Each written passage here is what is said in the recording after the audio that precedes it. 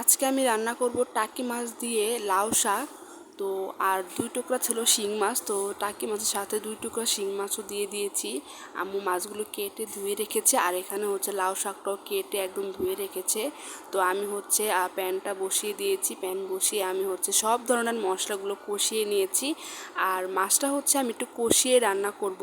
তো এই তো মশলাগুলোর সাথে মাছগুলো একটু কষিয়ে নিব। তারপরে মাছগুলো যখন একদম কষানো হয়ে যাবে, যখন কাঁচা কাঁচা যে গন্ধটা ওটা যখন থাকবে না, তখন হচ্ছে মাছটা আমি উঠিয়ে রাখবো। শাকটা যদি মাছের সাথে দিয়ে দিই তাহলে কিন্তু মাছগুলো ভেঙে যাবে। তো আমি এই যে মাছগুলো কষিয়ে দেন হচ্ছে মাছটা আমি উঠিয়ে রেখেছি। তারপরে এই যে এইটুকু মশলার মধ্যে আমি লাউ শাকটা দিয়ে দিব। আর লাউ শাকটা কিন্তু সেদ্ধ হতে অনেক বেশি টাইম লাগে। তো লাউ শাকটা হচ্ছে আমি এখন একটু কষিয়ে নেব অতটুকু মশলার মধ্যে।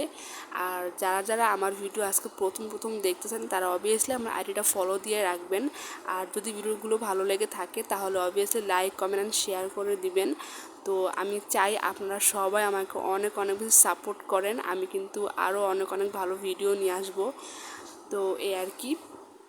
তারপরে হচ্ছে এই যে লাউ শাকগুলো যখন একদম সেদ্ধ হয়ে আসবে তখন হচ্ছে আমি যেই মাছগুলো কষিয়ে উঠিয়ে রেখেছিলাম সেই মাছগুলো হচ্ছে আমি শাকের মধ্যে দিয়ে দিব। আর আমি ঝোলের জন্য কিন্তু পানি বেশি দেব না, আমি হচ্ছে শাকটা একটু মাখা মাখা টাইপের করব।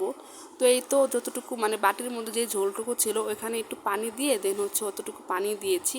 তো এই তো আমি কিন্তু আর একটু পানি ইউজ করব না। তো এই তো নাড়াচাড়া দিয়ে ঝোলটা যখন একটু মাখা মাখা হয়ে যাবে তখন কিন্তু এটা একদম রেডি। তো কেমন হয়েছে অবভিয়াসলি কমেন্টে জানাবেন। তো আসসালামু আলাইকুম।